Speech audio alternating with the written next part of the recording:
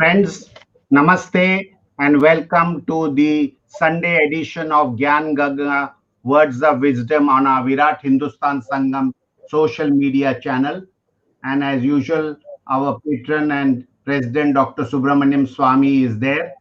We have a special discussion today on the impact of Biden presidency and what US can learn from India's EVM-VVPAT, which is used during our elections.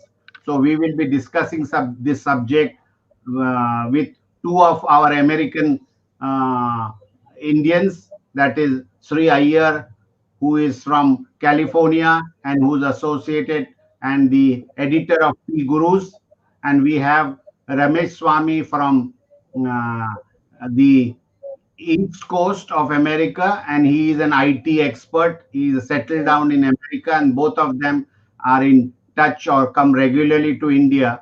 So, with this three guests and my co-host, Professor Arvind Chaturvedi from New Delhi, I welcome you to this Sunday edition of Gyan Ganga Words of Wisdom. As you all know, we have a Saturday edition of Legal Words of Wisdom, Nyay Gyan Ganga, which is also at 8 p.m. on Saturdays with Dr. Venkat Iyer, who gives us a lot of knowledge along with Dr. Swamy on legal information for the common man, how to handle various legal issues.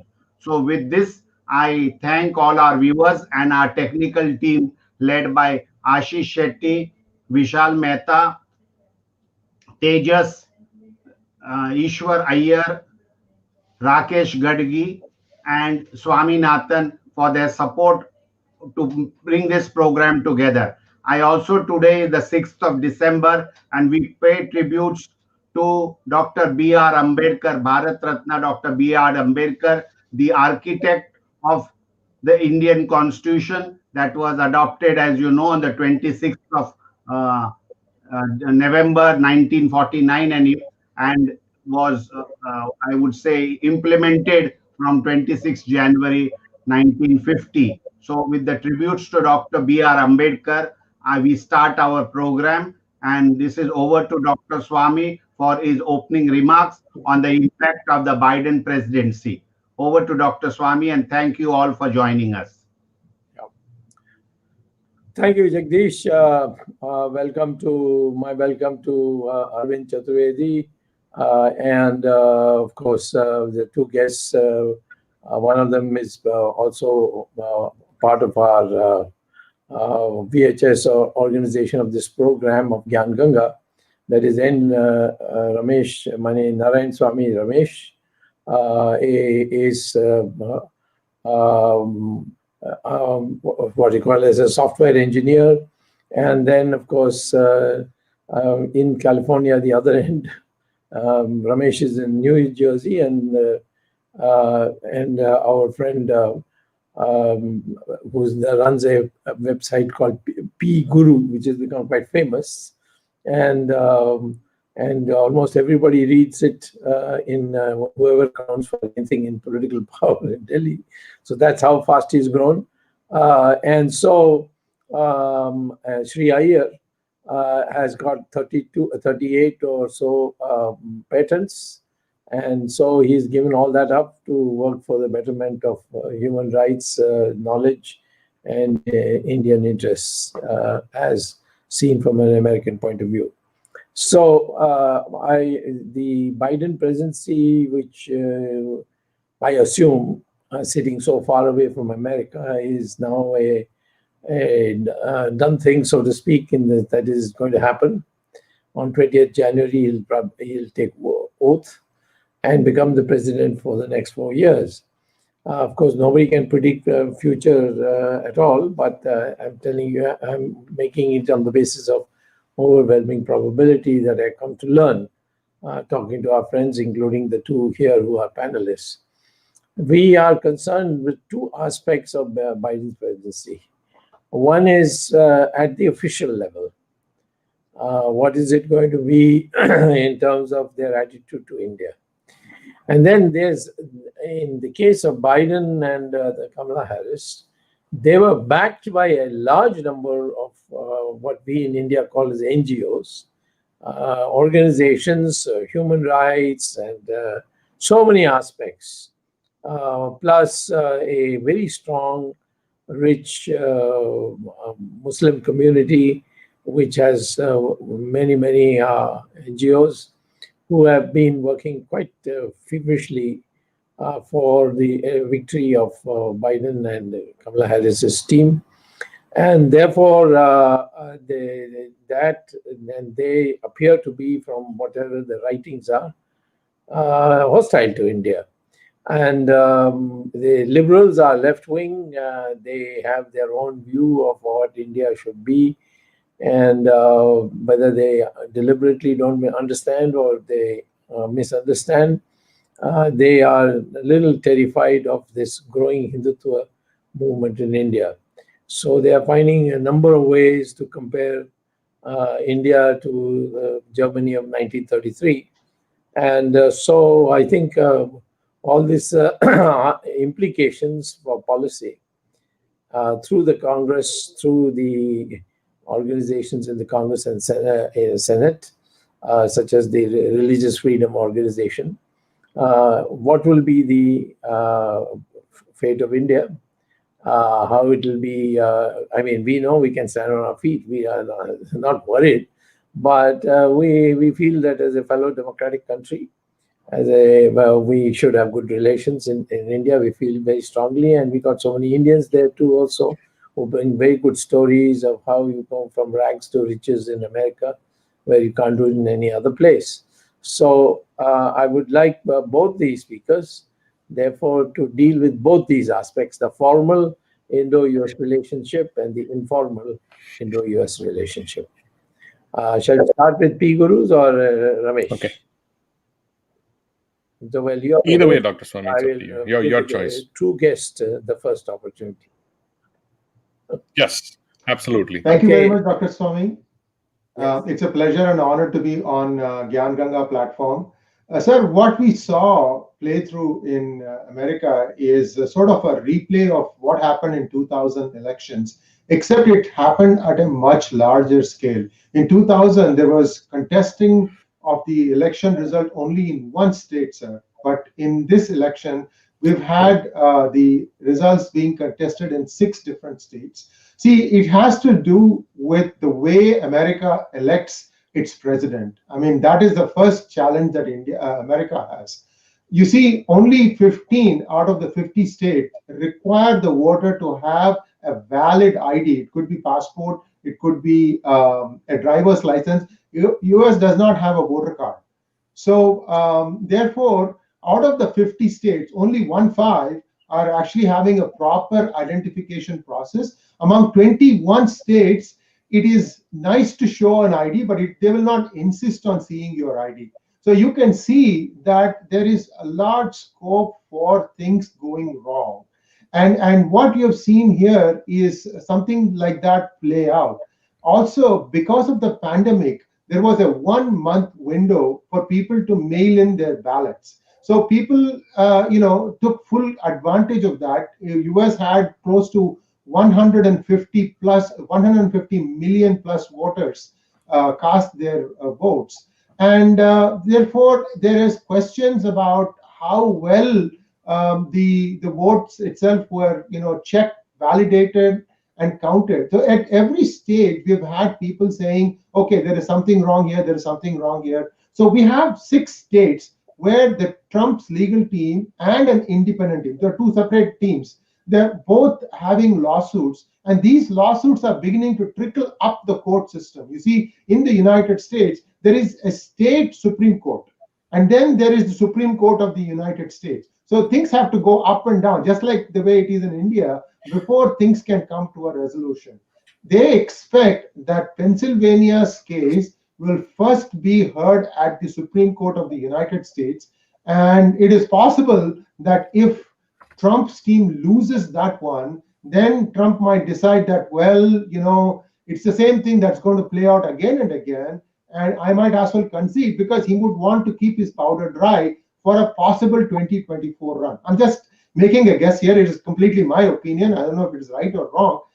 But One of the things that I must say here is in 2016, late or 2017, Trump brought up this issue that there are many ways in which voting is being done in the United States, and that there should be some sort of an order that should be brought about. Unfortunately for them, both parties decided to game the system. There is something called as gerrymandering that happens in the United States, and with this, many states, even though the population was one way, the results were going the other way.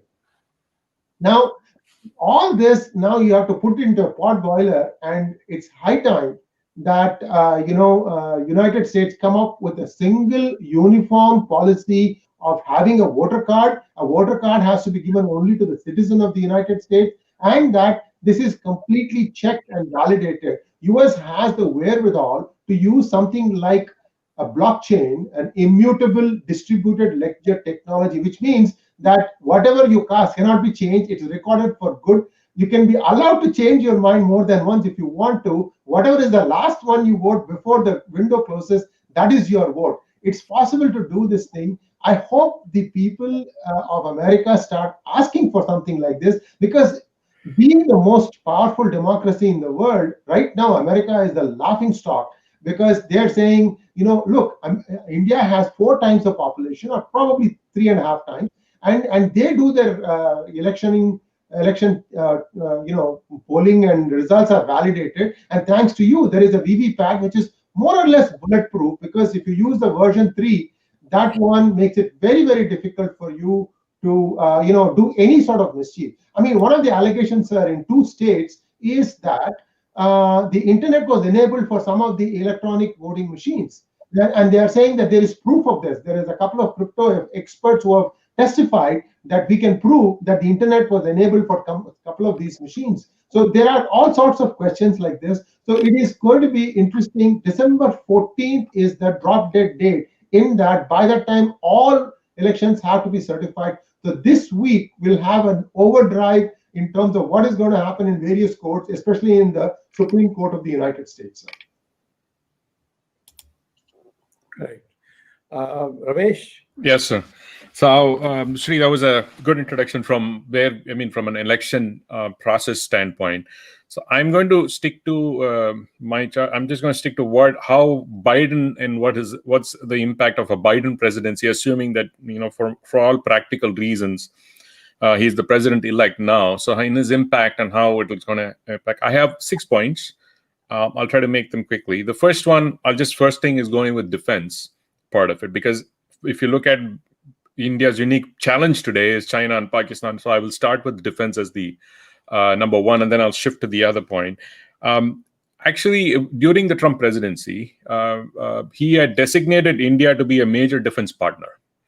And India had access to a lot of technology that they had acquired during this period, which was very difficult in an earlier, if you want to say, Democrat times. They had a lot of preconditions, but Trump pretty much opened it up and say, you can take a lot of those stuff from us, and giving an access to all the U.S. technologies, that's available.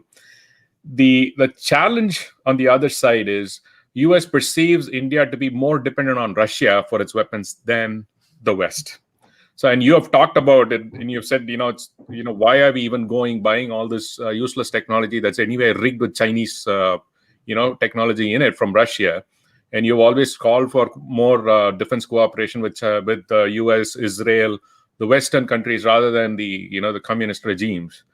So that is still a concern, because India predominantly is still dependent on Russia for its technology on defense side.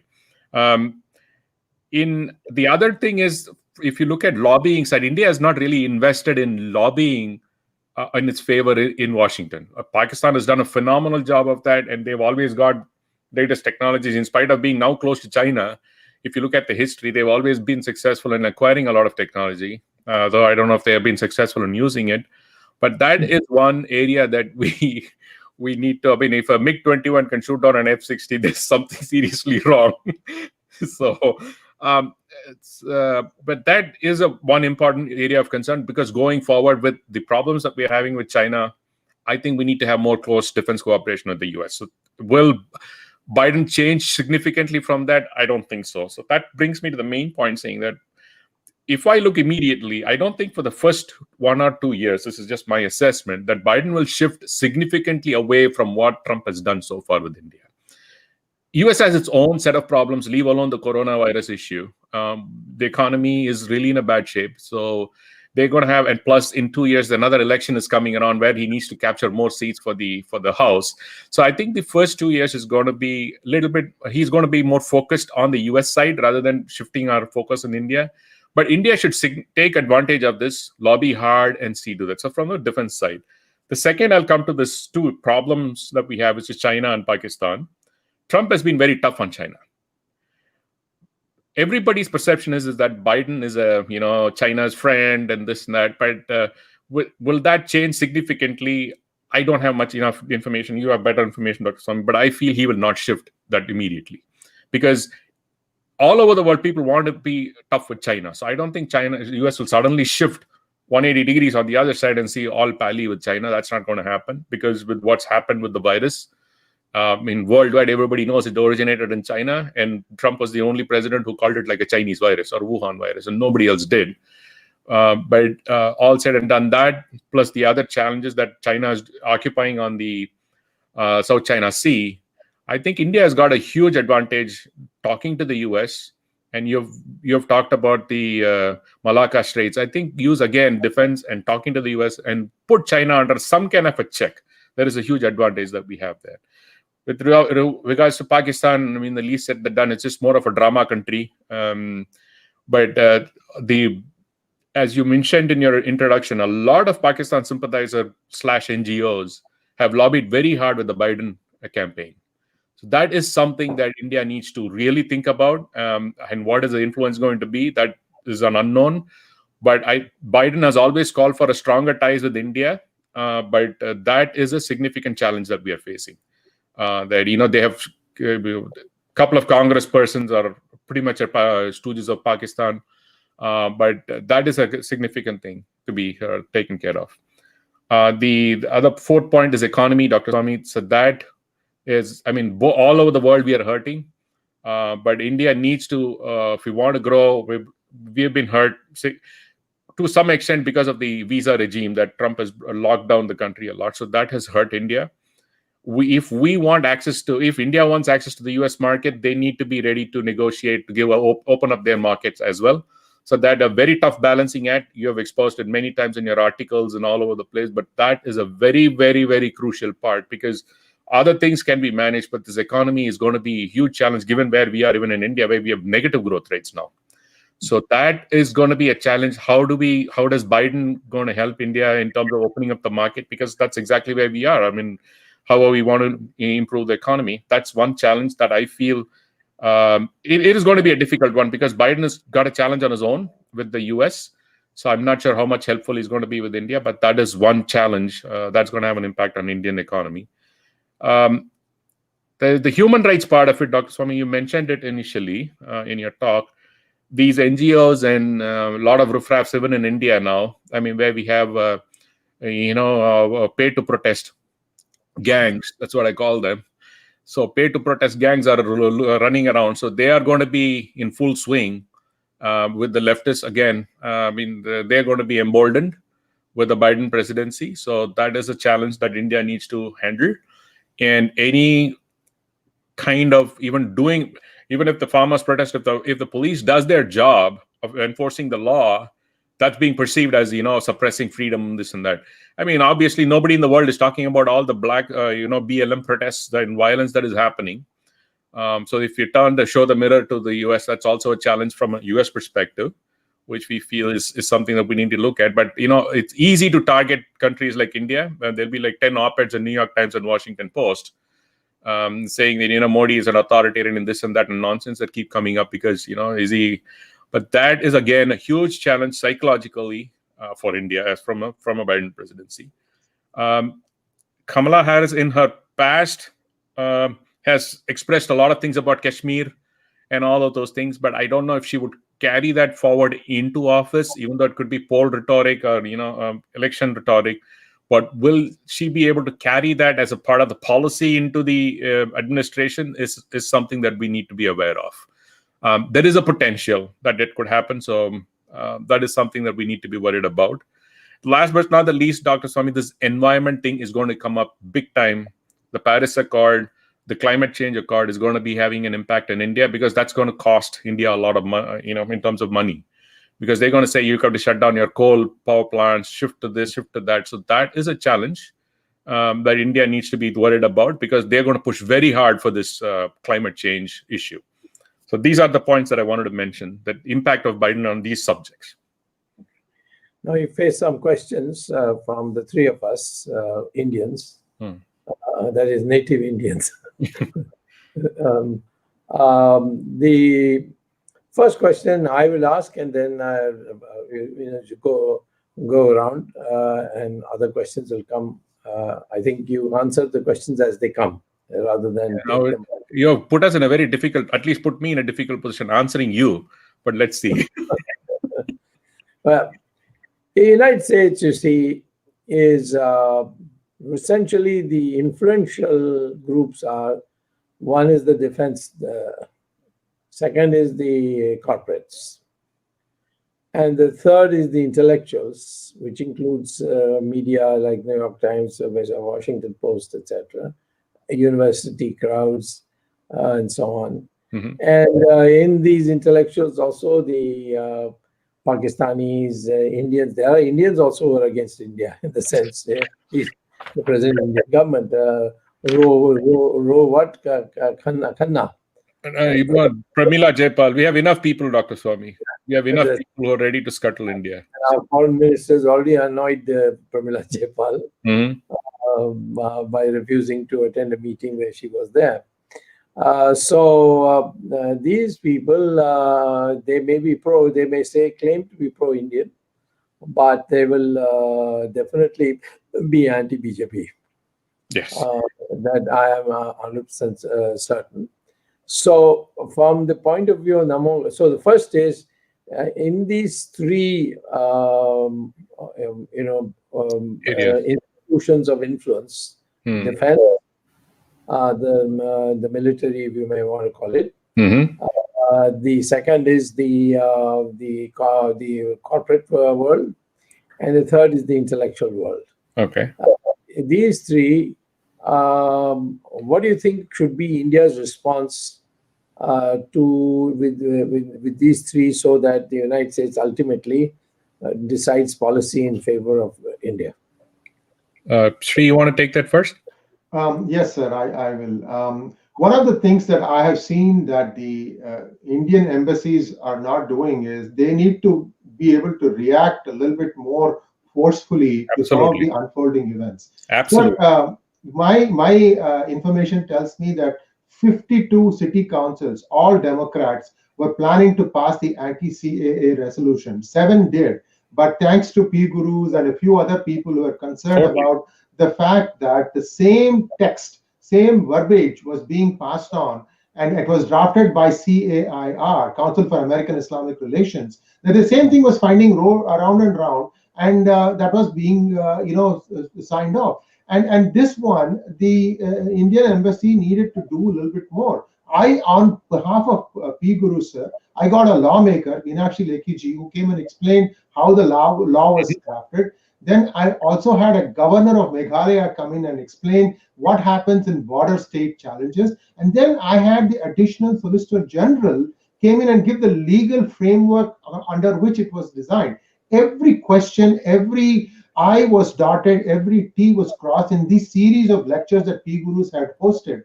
And I'm glad to say that this mania of continuing to pass these resolutions has stopped. It could be that they were worried if the Indian Americans were going to change their minds. Unfortunately, we don't know which way it's going to play, but if it's going to start again, I would expect the Ministry of External Affairs to come play on the front foot.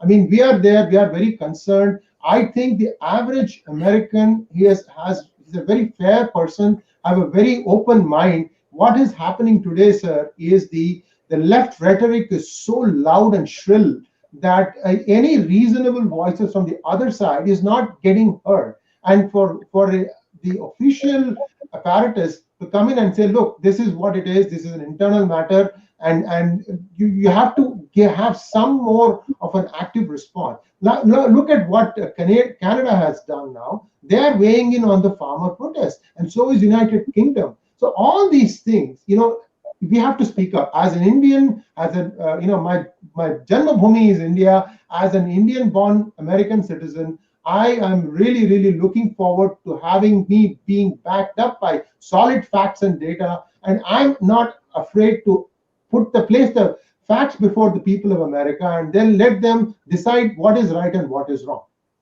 Okay, so I'll talk to Swamy my response. Okay, just to give you an idea, Pramila Jayapal comes from a predominantly, she gets elected from a district that's predominantly a lot of Muslims in that area. So she gets an extremely liberal district. So obviously there's no way to even challenge her. I mean, the Republicans don't even want to challenge her, put up a candidate. She gets unopposed. She just get elected unopposed. That kind of a person. That's the district that she's in. Now, coming to the issues that you raised, if you look at the defense side of it, the military side, my understanding is that they prefer India over Pakistan or China because they see China as a huge threat in the South Asia region. They see India as a very good partner. Obviously, during the Trump regime, they conducted the Quad exercises in India. I think we should build on that. India should start, as Sree said, be more active in Washington, start pushing in that area, and act very, be very close with the defense industry / the ecosystem. I think they still want India to become stronger because they see the might of China coming in, and it creates a big disruption in that region. So I think in that side, India does have an advantage over Pakistan because Pakistan is pretty much disintegrated today. So I don't think the US is going to depend on them anymore. The matter of time, if India shows its might and commitment and towards the US policy to a large extent, they're going to dump Pakistan like a hot potato. For us, it's just what's in it for me. If I don't get something, we're just going to drop you. We don't care. So we'll still give some small feeds here and there, but at the end of the day, that is huge. All Pakistan is just doing is constant whining, and because they're not able to show anything to stand against China because they've just become a poodle of China again. So India has got a very good advantage as far as the defense side is concerned. Now, coming to the corporate side, again, if you look at corporate America, they want India. There are two reasons as to why they want India. You've always said this. It's our intellectual or brain power that we have in India. Young talent, they need access to that. Second, if you compare to Pakistan, if you China with all these problems, the second biggest place where they want to expand their economy or their products is India. Is very ripe a country so that they can expand on and start coming into the country in a more cooperative way. So corporate America sees India as far more attractive than Pakistan and anybody else in that region. Leave alone China. China has its own challenges. India has an opportunity again, given all these challenges, to become a manufacturing hub. But again, Make in India slogans are all fine, but you still take 14 months to set up one factory with 10 different approvals, 300 NOCs. It's just not going to be helpful. So that corporate America is looking at that very strongly, if you look at it that way. If you look at the intellectual side, it's pretty much leftist. It's very rare you find middle ground or right-based intellectual think tanks today because, as Sree said, they are completely dominating the landscape today. To a large extent, India should either ignore them or try to find some kind of a way, because New York Times and Washington Post, the likes of the world, are just going to constantly whine. I mean, there's no point in us going to trying to appease them. It's just not going to be worth our effort.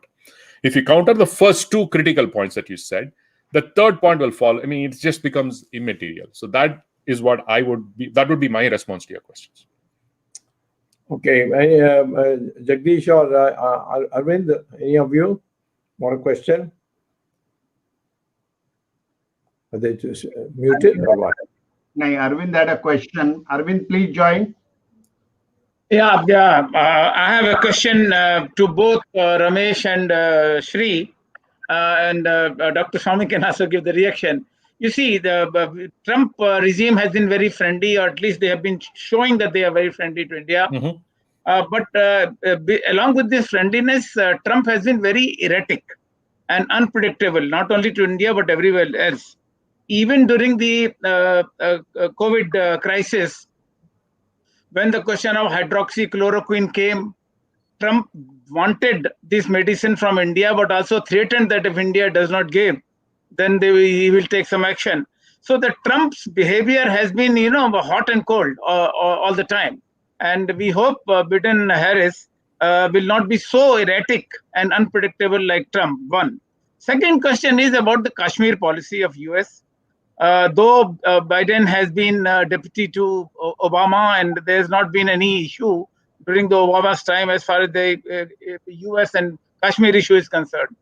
But Kamala Harris has issued some statements on Kashmir, which is contrary to the Obama policy on Kashmir or Trump policy on Kashmir. So what do you say about this? Whether Biden-Harris combination will create some issues in Kashmir or in the name of human rights or something? And then lastly, what about US-Pakistan relationship? How US-Pakistan relationship or US-Afghan relationship will affect India?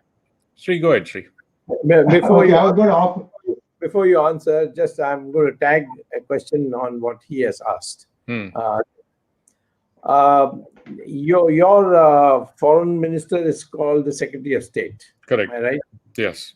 What's his name? Anyway, do any of you remember his name? I forgot his name, Dr. Swamy, but he was a Clinton aide earlier. Yeah, I know. He had given a few lectures during this campaign period. One of them was in the Hudson Institute, which all of you, I'm sure of. Yeah. And in some other places, universities, where he said that a Biden government will definitely favor India at the governmental level on issues like China and economy, etc. However, we will definitely raise human rights questions, which have been greatly under threat under the Narendra Modi government. And this was made during the election time. I don't know whether it was to appease the other groups or not. Those are other matters. But he's now been made Secretary of State. Correct. So, keeping that in mind, please answer Arvind's question. Sure. Yes. There are four questions, I think, if I have to summarize. The first one is about Trump. Trump ran the country like he would run a business. And sometimes he would make these statements which would look contrarian, because in business, you have what is called as a starting position. And in a starting position, you try to put down the other side to make them go on the defensive. So you think that you're going to get a better deal at the end. So this sort of stuff happens when Trump is giving statements. And you saw that thing even when dealing with India, for example. But however, let's take a look at his achievements. For the first time, United Arab Emirates, Bahrain, and then a few other countries, probably will end with Kingdom of Saudi Arabia, they've all normalized their relations with Israel. It was under Trump's watch. There is no way anybody else can take credit for that. So in a post-Trump era, we are going to see that many of these Middle East nations who are prosperous will perhaps take a more balanced stand as far as India is concerned, as far as India's human rights are concerned. And perhaps India will also have a better time at bringing back some of the fugitives hidden in some of these countries. All this has happened because Trump put his foot down and said, if Israel wants to have Jerusalem as its capital, the United States will have its embassy there. A lot of things that he has done. He has kept US out of any new wars in the 4 years that he was at the helm of affairs. So there are some good things that Trump has achieved. And in fact, it is my belief that even if Biden presidency tries to undo the Iran situation with the United States, it might be difficult because of the other things that he has put in place. That's just my opinion. As far as Kashmir is concerned, in a Biden presidency, see, we have to look at some of the statements of Kamala Harris or even Joe Biden himself when he addressed some councils, expressed concerns about the human rights in India. What India needs to do is to be much more accurate with its data and have people come and take a look at the data and challenge them. After all, the reverse of what is being spouted is the truth. And for that to happen, you have to consistently be proved right. And you have to allow people to come in and take a look at the data and, first of all, have the data correct, have the data in order. I can tell you, sir, one of the reasons why the Greater Hyderabad Municipal Corporation elections was considered so significant was because there was a systematic driving out of Hindus from the old city. People don't want to admit this. There was a systematic effort for the last 10 years, and it has accelerated. When I used to go to school in the old city, sir, at that time it was 55% Hindu. Today the number is fallen drastically. And these things, none of these rascals will take a look at it. I'm sorry, all the media, I don't have any respect for them. They'll never look at all the things that have happened.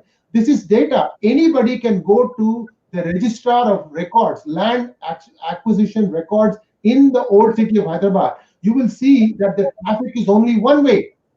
Why is that? So there are lots of problems like this that had to be stopped. I believe that BJP has made a stand now. Hopefully, that will change. But be that as it may, what I'm afraid, sir, is the Kashmir is now beginning to replicate itself in all these areas, like the old city in Hyderabad, some northern parts of Kerala, and you will start seeing this happening even in Bengaluru.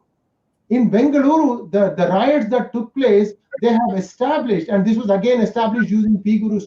It is happening in Chandni Chowk in Delhi also, old Delhi also, same thing is happening. What is the Delhi police, what is the administration doing? I would like to know. In fact, there was a very strong video hangout yesterday that came on P Guru's questioning the government on what it has done. So anyway, my point here is that have the data right, speak the truth. If there were omissions, fine, it's okay, these things happen. Managing a 1.3 billion populous democracy is not easy. It's never going to be easy. Nobody ever says that, okay, you were this way or you're that way. India is a Hindu Rashtra. It was always a Hindu Rashtra, and it will always be a Hindu Rashtra. We just need to remember that everybody is a Sanatani. If you're born in Bharatavarsha, you are a Sanatani. You can have a different religion. There is a dharma, there is a religion. This differentiation needs to be propagated. It needs to be understood by Bharatvarshis wherever they are. I hope that this starts permeating, because I'm very glad to see the word Sanatana Dharma being used more and more in the narrative, in the dialogue now. The Hinduism word is not correct because it is not how we refer to ourselves. We refer to ourselves as Sanatanis, but how many Hindus know that? I'm deliberately saying the word Hindu here because we are all Sanatanis. We are not Hindus. So this is the third. The third thing about US relations to Pakistan. I really, really hope that they don't change track from what Trump did. Today, Pakistan has only one donor, and that donor is China. Nobody else is willing to give them money. Not even Kingdom of Saudi Arabia. When you have this kind of a challenge, I don't know what Pakistan is going to do. I sure hope, first of all, that the senseless killings of minorities, conversions, forced conversions, rapes, this needs to stop. It has to stop today. I don't know if Biden will be able to put a stop to it, but every time somebody brings up human rights in India, I want every Indian, whether it is in India or abroad, anywhere, to point the same thing to the other side, because it is the other side that's trying to hide its lines by trying to point to India. In other words, there is a fake Islamophobia, and in doing that, they're actually committing Hinduphobia. This is what needs to be stopped. I hope this message is carried clearly, especially in the Ministry of External Affairs. Everybody there needs to speak with a single voice, and they all need to start playing on the front foot. Yeah. Jagdish? Yeah, no, my question is many concerns were expressed regarding Indians who are going for jobs or studies or who are there, whether their visas or entry would be difficult in the new regime. So I want an input from Ramesh and our friend Sree Iyer, whether visas and other things will be easily available for students and those who want to come on jobs in the US in the new regime. Jagdishji, I can tell you immediately you cannot see a change, because the sentiment even in the US today, given the coronavirus, yesterday's job report was really bad, unemployment reports were bad, So I don't think Biden will come day one and say he's going to lift all the caps that Trump has put in terms of visa. But I think it is going to be something that will happen over a period of time. There again, India needs to show its commitment, not just say, okay, I just want you to open up the visa so that you dump people on you. That's not going to happen. That we need to, I mean, the way we negotiate, the way we talk about this visa has to change. It's just not that we're going to keep on sending people to you so that we can do, that's not going to happen. It is going to not only rile up the conservatives, it's also going to light up the left loonies that we have here, the likes of AOC and all those people. So we have to be careful. At the end of the day, America, as I said, corporate America still needs India's talent. What has happened in the corona thing is, since everybody is working remotely, a lot of corporations have become very successful or changing themselves or modifying the way they work, that they've hired more talent in India or getting work more done in India rather than, having them physically here. There are still tasks that need to be done locally. I don't deny that.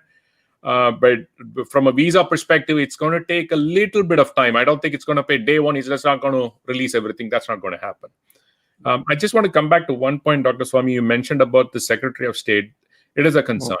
As I said earlier, these NGOs and all these people have lobbied very hard for this presidency. Sadly, none of the Hindu groups did so for Biden, because the perception is that the Hindu groups were for Trump. So there is a perception. I don't know how far it's true. Still, 80% of the Indians, like sheep, vote for Democrats. Nobody knows. I ask them why. They don't know why. But that is the sad reality. They just suddenly, so you ask, oh, yes, but a lot of the people in VHS USA are strong Trump fans. So, but it just shows us, so Hindutva-minded people are Trump fans. But to a large extent, most of the Indians are still Democrats, but they don't know why they vote for Democrats. Most of them don't. It's just that they think that, but that is one part of it. Second, yes, as I said, we need to work very hard about the Kashmir issue. Yes, Kamala has said a lot of things about it, raising human rights and challenges, Arvind. But again, it's how India does its job. You can't just sit there and say everything needs to be given to you on a platter. You have to work hard to get anything from America. I mean, you just got to work your way through, talk to the people, put the right team in place. You just can't sit there and say everything is going to happen to you. When we come there, give everything to another. You don't come here with a begging bowl. I mean, you have to learn to negotiate and stuff like that. But it's very sad that India doesn't. As I said, Pakistan over a period of time has built a very strong lobby. This is what the perception is. I think India needs to also build a strong lobby. India has got enough things on their side to give. Even if they say, okay, I'm opening up 1% of my economy to you, that's huge for America. Just that Pakistan doesn't have. If Pakistan open up 100%, they still don't have anything, because anyway, 100% is already taken over by China. So they have nothing to give. So I think India has got a big advantage. So Kashmir, these are going to be there. And if you take a tough stance, you can look at Israel. Look at a small country. Everybody talks about human rights here and there. Do they give them really? They don't give a damn. Seriously. You know what? You talk whatever you want. We have our land. We will protect it. That's it. India should say, this is my land. I will protect whatever I want to do. What are you guys whining about? That's the attitude we need to take. Look, even after all of this, why the Middle East, as Sree mentioned, why the Middle East nations suddenly wanted to cooperate with Israel? There is some underlying thing going on. Thanks to Trump, he's just made it very clear, the US policy under his thing, saying that he's not going to take any nonsense as far as Israel is concerned. I think India should make a very strong presence there, and India should show its relationship. Dr. Swamy has always said about Israel-India relationship. If India starts moving very strong toward Israel, a lot of things will change. The perception in America will change, because that is one of the key factors in America. How are you, friends with Israel and things like that? That is a good point, because we already have a good relationship with Israel. Right. Well, before we move to the second topic, I will add one comment after hearing you, Ramesh, and that is this. That I also lived in America for many years. And I've interacted with the Americans after coming back to India, in the sense when at all levels, Dr. Swamy, you've interacted with all levels. That's right. I even had a meeting with Obama when he was president. I didn't ask for a meeting with Trump, but some people said they would arrange it, but they were not able to arrange it. But he knows me, in the sense, correct, he knows my work and so on. Now, having lived in America, I've been telling our people they don't seem to understand. The Americans care a damn about atmospherics. Absolutely. Who hugged whom, and who talked in, who blushed on what, and so on. It doesn't matter. Mm-hmm. Americans are contractual. They are. You take something, you better give something. Other than if you take something and not give something, then they think you're a bloody crook. Freeloaders. Yeah, you're a freeloader. Yes. And if you give something and not take something, then they think you're just a stupid ass because you've done that. So I've been saying that let's work out what we can offer the Americans. And one of the things I have felt is that in the military field, they want to pull out, whether it's Biden or Trump. They are going to have the American mood is the same for both Democrats and Republicans. That we get out of Afghanistan. How many people are dying for nothing? Right. Okay. But at the same time, they're apprehensive it will be taken over by China, even if it's taken over again by Russia or by Taliban. It's not going to be friendly to America. So therefore, I have been saying that I think Arvind came with me to Afghanistan when I went as a commerce minister, right? So how much affection the Afghan people had for India. And we are there. We have built their library. Trump made fun of that. Gandhari is from Gandhari, Dr. Swamy. We have a history. Yeah, of course. Maharaja Ranjit Singh had captured it. Yes. And it was ruled. So Afghanistan, of course, Afghanistan also contributed to Shakuni. Okay. So. I think that Afghanistan is key, and if India can send 20,000 troops to Afghanistan, that's about a division, or even you can send 2 divisions. But tell the Americans, you open your warehouse, let me take the weapons I want. And of course, you will pay for it. Now we will not pay for it. And and then you also budget for our military expenses when we are in Afghanistan, and we will ensure that the Taliban gets nowhere near power. This was offered to us first in Bush's term, the young Bush. I mean, they began to feel that we would do it when Chandrasekhar came in, and they made what they thought was an extraordinary request that their planes flying in for the Gulf War from Philippines to Saudi Arabia should refuel in India rather than Pakistan, because they were not sure about Pakistan at that time. So I made a deal with them. We are short of foreign exchange. We are about to be declared as defaulter. And you give us $2 billion, which must be about $15-20 billion today. You give us $2 billion without conditions from the IMF, where you have 85% of the vote, and we'll let you refuel in India. There was a lot of criticism when it came the papers that we have allowed them to refuel, but we got the money, and that's how the economy was saved. So that kind of deal making, we don't know. Our chaps are so impressed. Oh, he said that. He said India is a great country. It's an emerging power. We like to see India in the United Nations Security Council. What does that mean? That tomorrow they're going to move a motion? And Obama also didn't do it. No one is going to do it, because you are known as people who just do talk. So that Indian habit we have to overcome, and not show off in about our knowledge of the English language. We should say, listen, we want this, and we are willing to do this for you. Is that okay? Then we may have a deal. And that method is the way I think we should find out how to how to get around this problem that we're having with the United States of communication. It's essentially communication. And then you will find the same defense people and the corporate people telling all these intellectuals to shut up, otherwise we'll shut off the research donations we are giving. We are funding your research in the universities, we'll cut it off. And the intellectuals will fall in place.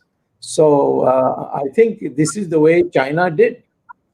And China, was like a pussy cat till they got everything they wanted. Now they are roaring like a lion.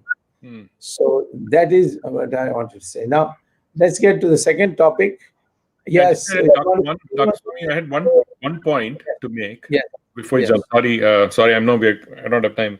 Iran is going to be a good advantage for India, because I think Biden is now going to open up Iran back again, so that whatever blockade that Trump has put that is, I think, good advantage for India. Basically, we have a port there now, but which had challenged oil. We were forced to buy oil from US, but I think that's going to be a good thing for India. That's from a positive side. That's what I see. No, that's certainly. I don't even know if there's a coup tomorrow and Xi Jinping is replaced. There's another leader comes like Deng Xiaoping. He'll be different from Mao Zedong. Correct. So even China, that's why I say don't expand our animosity to China from Ladakh to Hong Kong and to Taiwan and Tibet. All our people talk in all these bombastic language without even understanding the logistics of doing all that. Right. But we must teach the Chinese a lesson that in a mutually agreed line, you crossed it and occupied 2,000 square kilometers, and you're still sitting on it. Okay. Depsang and Pangong Lake area, you're still sitting on it. So we must evict them. And we must use military force for that. But make it very clear that if you are willing to settle this as per the agreed agreements, then we are not going to get into all these other things of Hong Kong and Tibet and Taiwan. So anyway, Jagdeep not asked the question yet. Yeah. No, we are going now shifting to the second part of our discussion. What the US can learn from the India's successful EVM-VVPAT. So, first of all, I must tell our viewers that when EVMs were introduced, and there were a lot of during the UPA period, there were a lot of what I would say is mischief happening on the EVMs. Dr. Swamy had moved the Supreme Court, and he got an order as a safeguard that VVPAT, which you must have seen in the last election, was a result of doctors' PIL in the courts, and outcome of the PIL that VVPAT, the paper printout, which can be counted, was introduced. So this is just for the background. So with this, I would like our friends to discuss whether US can implement these VVPAT and EVMs for the better election monitoring or results. Dr. Swamy, your comments and perhaps these two. A very brief comment because of the time factor. In 2010, I called a conference. I called some people from abroad also, Stanford University and so on. And we held it in Chennai. And the book was published with joint author editing by two authors, myself and Kalyan Raman, who's known for his work on ancient India and ancient Indian history. He used to be in ADB and working there. And then I think after retirement, he came and devoted his full time to our ancient culture and history. So he and I put together, and there are chapters and chapters. I've written a, covering the preface note. What happened, I found, is that we had already EVMs, and they had begun. It was first used in, I think, 1999 elections in a experimental way, about 36 constituencies, it was introduced.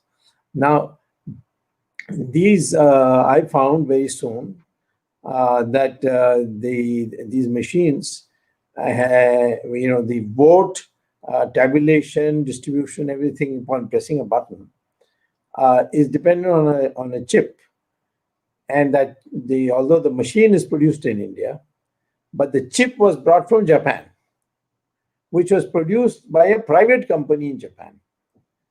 So I thought that's a real breach of security. So I managed to contact the Japanese company and asked them, do you produce chips for India? He says, yes, for Bharat Electronics and that another one, I think is in Hyderabad.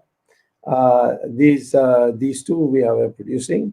And for Electronic Corporation, right, Dr. Swamy? ECI. ECI, yeah. So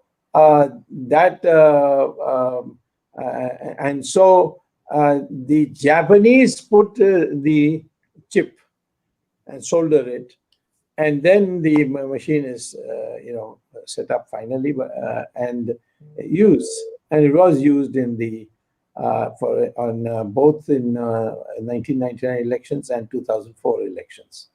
Now, what I found in 2004, when I was defeated very badly, I stood alone and I was defeated very badly.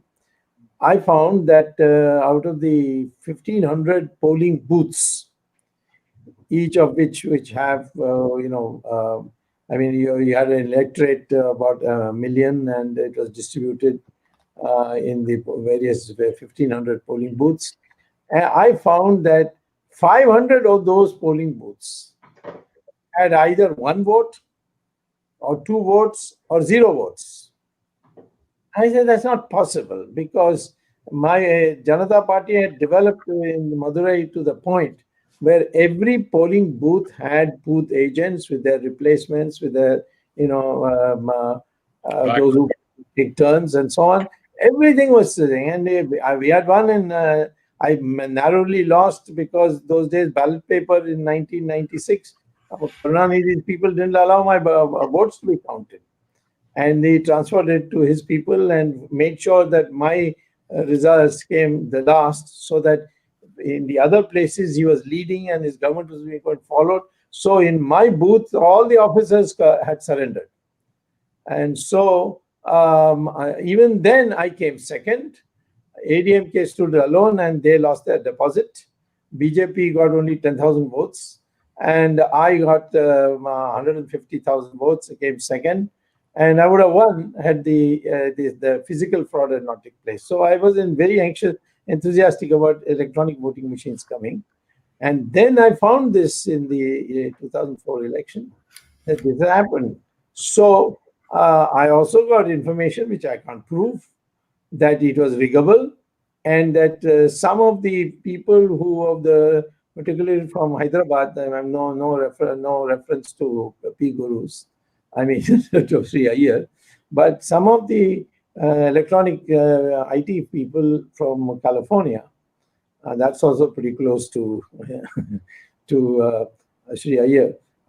They had been convicted for this that the bank, what is it called, automatons that you have for getting cash. ATM, yeah. ATMs, yeah. Automatic something, whatever. ATMs, and they had gone to jail, and 7 of them had been found, and they did the rigging, by which if I get 10 votes, 1 will be recorded, and the other 9 will go a proportionality to Congress and DMK. That sort of thing arrangement was made. So I decided that we will demonstrate this to the Election Commission and say, you must bring in VVPAT. And so the Election Commission chairman told me that, okay, you please have a demonstration to show us that we can rig that the machine can be rigged, and therefore you need another machine attached which will record by piece of paper, which is the VVPAT. After on a screen you can see it. So I took a Andhra I mean, I knew one person from Andhra Pradesh who was electronic engineer, and he said he would help me. So we went to the Election Commission, and there we said, bring your machine and we'll show you how it can be rigged. And so as we opened it and started proceeding, suddenly the Election Commission official said, no, you can't do this. This is, we have got intellectual property rights to consider. How can you go into this? I said, you called us to demonstrate how it can be rigged. And just as we reach to the area of the chip and how it should be remodeled, you are saying that this is intellectual property rights. So the whole thing was videoed, and the meeting was cancelled. They said, we will take special permission from the government and then have this meeting again. It never took place. In the meantime, my poor the colleague, the Andhra engineer, he was arrested. Hari Prasad. Hari Prasad, yeah. And Jagdish has dealt with him because he was caught in Bombay. Put him in some remote corner, just like this fellow Arnab Goswami has been put. See, so I think they put him in Palghar, if I'm not wrong. Jagdish knows the whole story. So he was the one who dealt with it. And so they led a real terror campaign. And anyway, I persisted and finally went to the Supreme Court and a division bench. There is 2-judge bench, Mr. Gogoi, who became later Chief Justice, and Sadasivam, who was very, very, very cooperative. In fact, his judgment is full of praise of me and how I assisted the court. And they ordered that it is compulsory for you to have VVPAT. Now, ever since the VVPAT has come, there has been allegations, but none has been able to substantiate. All you have to do is, if you say in a particular constituency the voting has been illegal, you then count the paper ballots or paper slips which have fallen into a box and show that that is different. And nobody, even this entire Congress, which had been doing about EVM fraud and so on, they did not even one case they filed a petition saying we want the VVPAT chits to be counted to see whether it's the same vote as it comes in the electronic voting vote. And that is why in the Bihar elections, there has been not a single complaint because VVPAT is there. And anyone says that, then we say find a petition. And nobody has done that. And while you were having a mess in America, we were smoothly having elections in one of the most difficult states of India, which is well known for rigging, and it didn't have any rigging at all. Over to both of you. I'm sorry it took so much time, but we'd like to hear your views. You can take it first, Sree. Go ahead. Thank you. Dr. Swamy, I just wanted to add one little fact to the Iran thing, sir. My information tells me that India was responsible for laying a road access from Chabahar across the Iran-Afghanistan border all the way to Kabul. And it is my information that India has finished the Kabul to Afghan border. That road is done. The road between Chabahar and the border point, which is inside Iran, is still not done. And that is where things are kind of stuck up. And once that happens, then whatever you are saying, sir, can become easily a reality, because India needs a road access to get into Kabul. It cannot use Pakistan's ways to get into Kabul. So this is one of the key things. I'm hoping that people who are, if you take over POK, you get a border with Afghanistan. POK has a border with Afghanistan. motorable road, being able to move, heartland, that kind of stuff. Motorable road from the Muzaffarabad of the capital of POK to Kabul is very easy. Let's hope. I don't know which is easier. So let's see. There are more than one way. Being in control of Afghanistan will help us to control POK, which is ultimately to be recovered from Pakistan. That is going the other way. Why not the POK first? Anyway, Oh, the so, idea, okay, so idea let's get back to. idea is to make the Americans oblige to us by saying, "You get out of Afghanistan, we'll take care." Yes. Okay. So So, coming to getting back to voter verifiable printer attached terminal. That's how my understanding of VVPAT means. So that user, the voter can see that, okay, I pressed on this particular symbol. I'm seeing the thing slowly drop in front of me. Yes, it did happen. So this is the premise. And sir, my understanding of how these versions of firmware evolved with the EVMs, there was V1, V2, and V3. V1 and V2 had a way to you could hack into them. V3, what they made was predominant amount of code got into what is called as read-only memory. You cannot change it. And only things like localization, name of the candidates, parties, these kinds of things can be done, because that changes from constituency to constituency, perhaps. So that was what was V3. As long as all VVPATs run on V3, it is very, very difficult to rig it. This is my understanding, looking at, having been a Silicon Valley engineer, I've done a lot of patents and intellectual property around it. A ROM-based code is much harder to tamper unless these VVPATs have internet connectivity. You got to make sure that the VVPATs are standalone. It cannot connect to anything else. Even the printer is in there, so there is no need for it to connect anywhere else. As long as this condition is satisfied, it can be a very secure machine. I really hope that people who are watching this in the United States understand that that's an easy way for America to implement, get India's VVPAT technology and implement it across United States.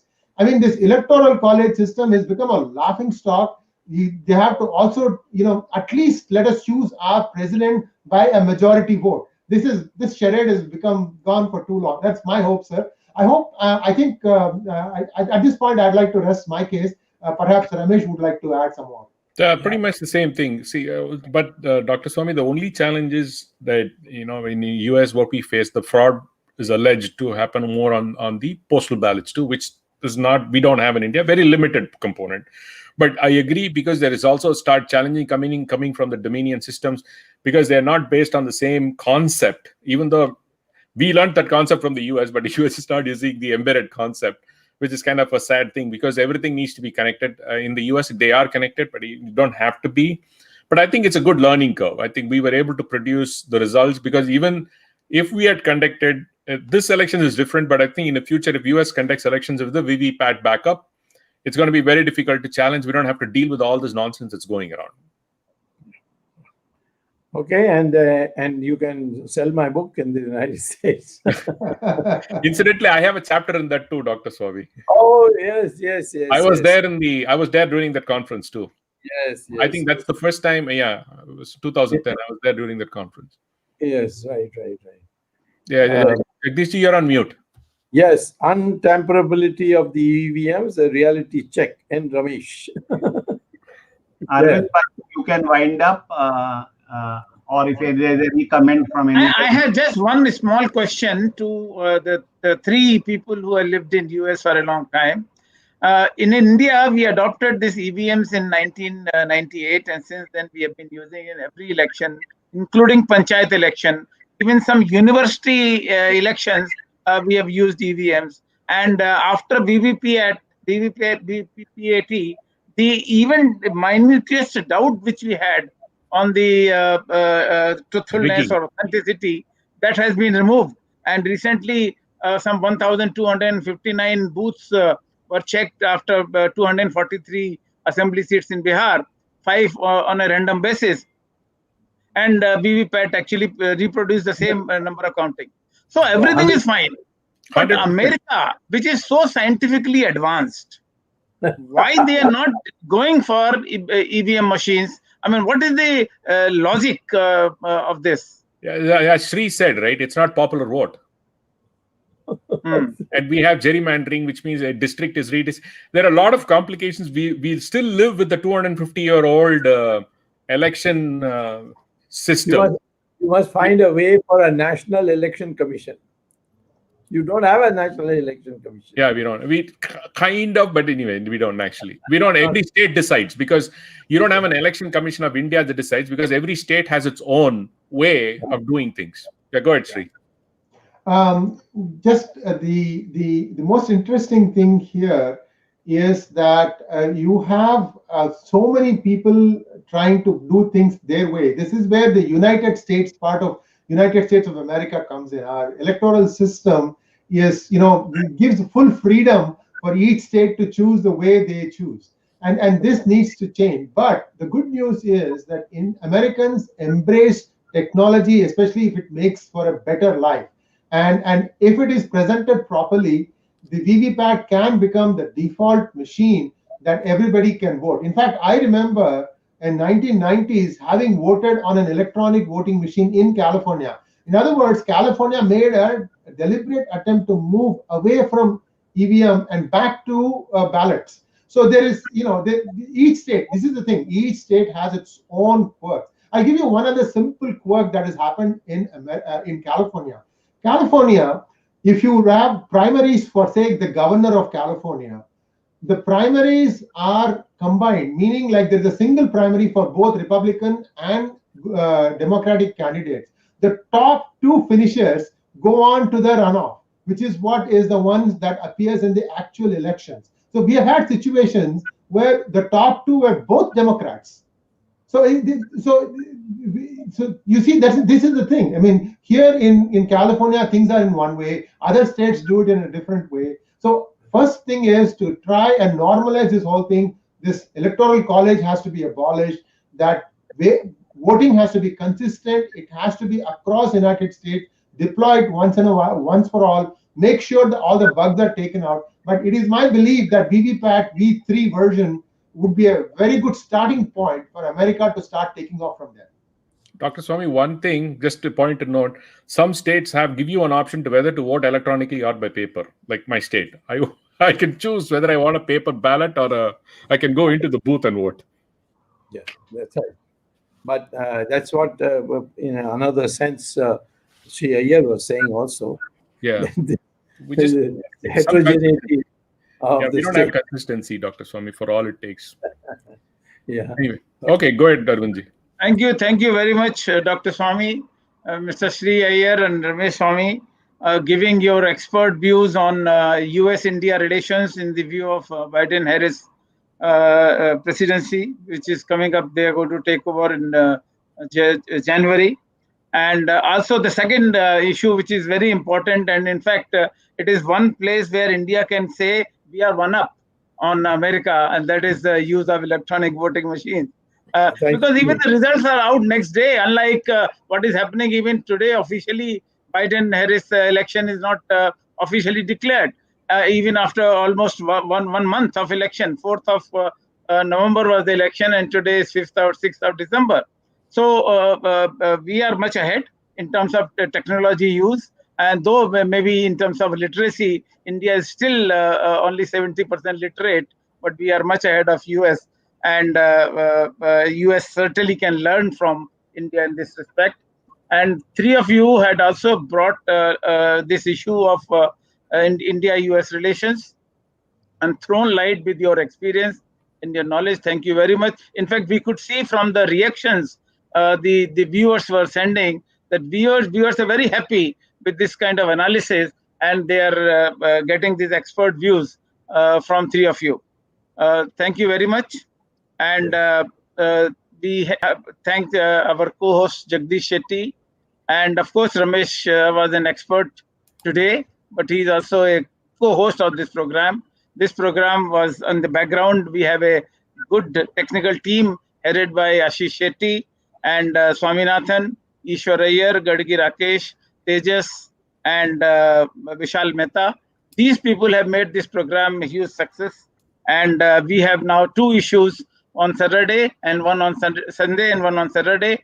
And very soon we are going to start one Earth Gyan Ganga, like the legal Gyan Ganga. We are also going to start the Earth Gyan Ganga.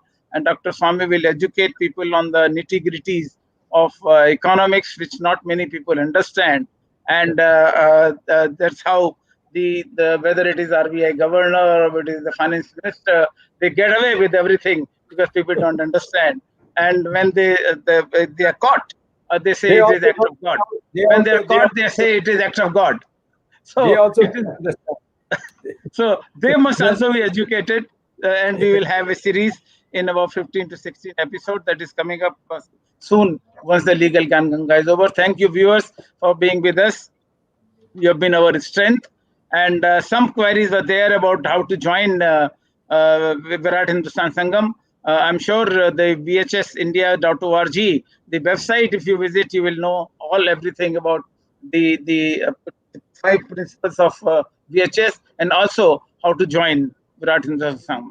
So next Saturday again, we'll be meeting in the next episode of Legal Gyan Ganga, and Sunday again, we'll be meeting with Dr. Swamy with another issue, which is